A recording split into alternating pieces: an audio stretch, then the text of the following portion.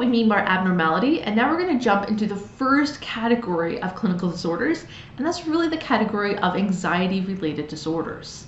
Now in the actual DSM, the categorization is a lot more complex than what we're doing for this course, but this is just an intro course, so this is just a tasting. And so anxiety-related disorders, we're jumping into it first because these are some of the most prevalent in university communities and the most prevalent in our society today. But luckily, they are actually pretty treatable. We can actually get pretty good treatments for anxiety disorders. So although they're very common, you don't have to suffer. You can definitely find treatment for them, and we're going to talk about the treatment possibilities in the next unit. So in general, although these are very different, they tend to have some things in commonality. They tend to be preoccupied with an anticipated threat, either in the possible present, future, or past. And what happens is there's this undirected arousal. We become very, very aroused, very, very stressed out. There's a lot of cognitive worry and apprehension. And we spend a lot of resources concerned with something that we can't necessarily control right now. We know that anxiety-related disorders do have both biological and environmental impacts. And so what we find is they do run in families, and they are associated with some brain activity. People with anxiety-related disorders tend to see more activity in the front part of their brain in what's known as two special circuits. There's a fear circuit and a panic circuit.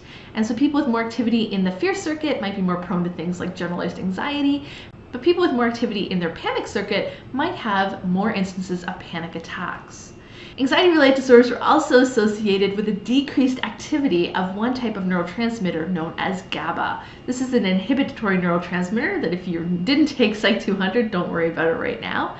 And we also know that life experiences can really elevate the symptoms and the prevalence of anxiety disorders. So going through a really, really stressful time, having a harsh family background, having a stressful job, experiencing trauma in your day-to-day, that can really elevate and increase the amount of anxiety one experiences. Now, when we look at American statistics, for those who actually access mental health services for anxiety-related disorders, we actually find only about 6% of adults will go visit their family doctor or access other mental health services about generalized anxiety. We find about 14% of adults will actually go access services regarding phobias, and 13% will access services about social anxiety. We can see that there's not a lot of adults who experience separation anxiety or selective mutism. That's more common in children. But there's all different types of anxiety-related disorders, and some of them are more common than others. So we're going to start off with one that's maybe not the most common, but it's typically the most basic to understand, and that is generalized anxiety disorder. So generalized anxiety disorder is the idea that you have chronic high-level anxiety. This is not the same as a person who is normally not stressed out, but they get stressed out around exams or around major life transitions. That's pretty adaptive. This is different than what most people experience because this is not just around certain times, like the end of a semester or during a pandemic. This is when no matter how good one's life is going, they have a chronic high level of anxiety. And what's really important is it's generalized. It's not specific to one event. In fact, most individuals with generalized anxiety feel like there's just this list in their head, and as soon as they check something off their list, it replaces with something else. So even if everything on the surface of their life is going okay, they're constantly worried about what their boss thinks, or about the weather, about their money, about their chores, about all these little hassles. They become very, very, very sensitive to everything on their to-do list.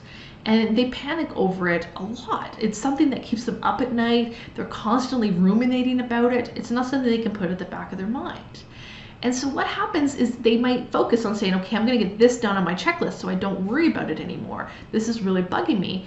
And they'll try to do that, but then as soon as that is taken out of their mind, it gets replaced with another worry. It gets replaced with another anxiety.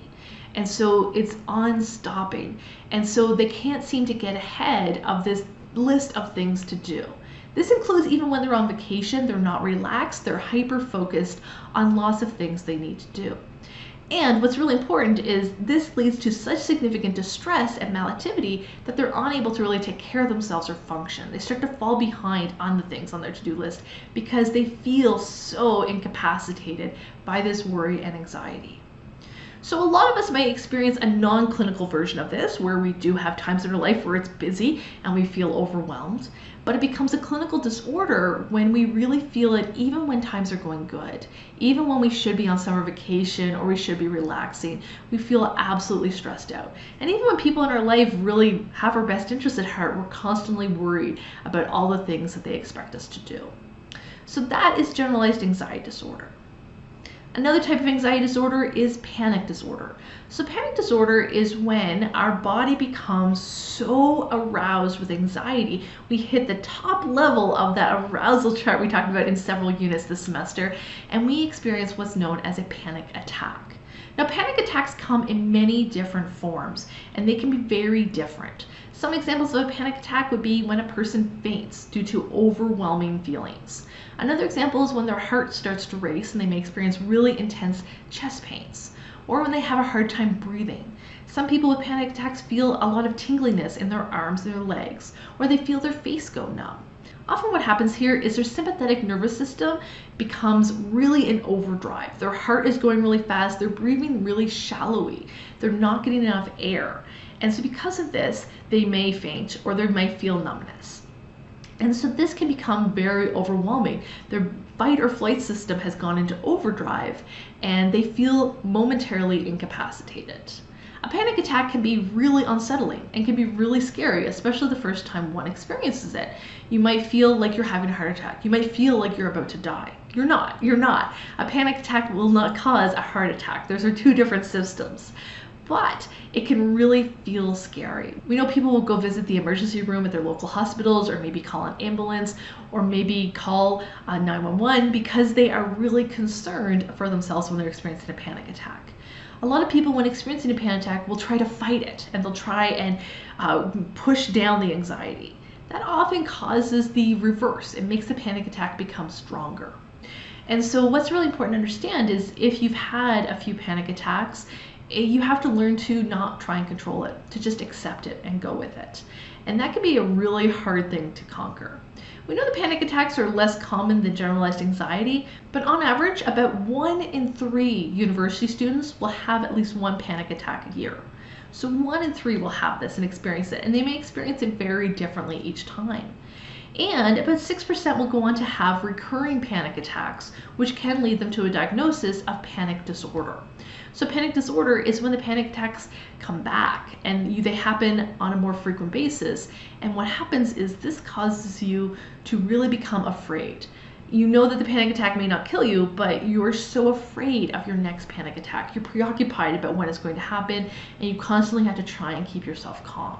And so this preoccupation with the next panic attack can become very distressing and very overwhelming and can incapacitate you.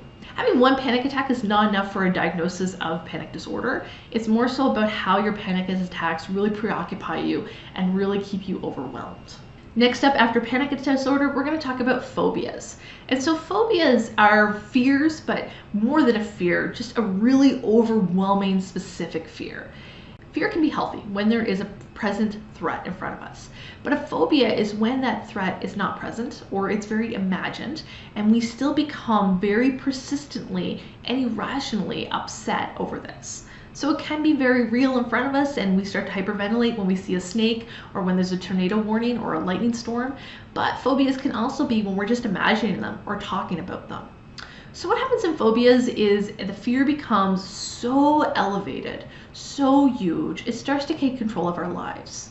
And so some of us may say, yeah, I don't really like spiders, or I don't really like needles. But you can get by in your day-to-day without really thinking about them too much. A phobia is when every day, regardless if you're going to see a spider or a needle or not, you are very preoccupied with avoiding them. You wake up every day with the mission of avoiding spiders, and it's on your mind all day. And so what happens then is you become very preoccupied with avoiding this triggering stimuli. And we know that this can take many different forms. Phobias tend to be specific about very niche things, and they come in lots of different possibilities. You could have a phobia related to some sort of interpersonal interaction, such as public speaking, or you could have a phobia related to a time where you might experience physical harm through a needle or through a natural disaster, a storm, or through water or drowning. You could have a phobia related to different types of animals like snakes or spiders or bees, Or you could have a phobia related to different places or heights, like going on an airplane or being in an elevator or an enclosed space. And so these phobias are different than just typical fear or typically feeling uncomfortable. What happens here is you're not able to think rationally. You're not able to think logically in the moment.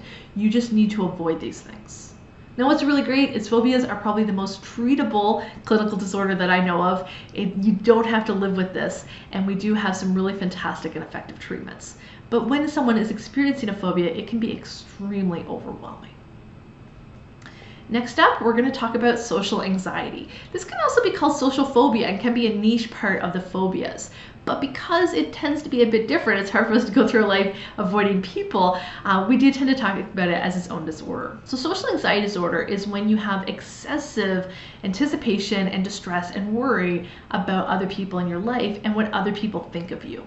This is the idea that it's not generalized anxiety. It's not about just worried about traffic and worried about storms. Now you're worried about what other people in traffic think about you. You're worried about your driving because you're worried someone behind you is going to honk, or that you're not going to merge correctly. And you're not so worried about the car crash. You're worried about upsetting other drivers. You're constantly worried about upsetting the people in your life that matter to you. You don't want to upset your spouse or your parents or your boss or your kids or your friends. And you spend a lot of your time finding a way to appease them. Even though they probably love you unconditionally, maybe not your boss, but the rest of them maybe, you spend so much time worrying about upsetting them or disappointing them. And you're constantly preoccupied about being evaluated negatively or being rejected or being scrutinized by others. Now, a lot of us are worried about this, and evolutionary psych would say that it's actually good to be worried about this, and there's a sense of wanting to belong and fit in the group that's actually helped our species to survive. So it's okay to be mildly concerned about fitting in, but social anxiety disorder is when these concerns become overwhelming, where an embarrassing or faux pas moment haunts you for years, where you completely rearrange your life to satisfy others. In order to meet the diagnostic clinical cutoff, this has to exist in multiple social situations. It's not just one bad boss or one abusive romantic partner. You have to experience this for about at least 6 months in lots of different domains where you're worried about multiple people in your life, or even just strangers. You're worried about upsetting acquaintances and strangers you see in public transit, for instance. And so this can be very overwhelming. So that's social anxiety disorder.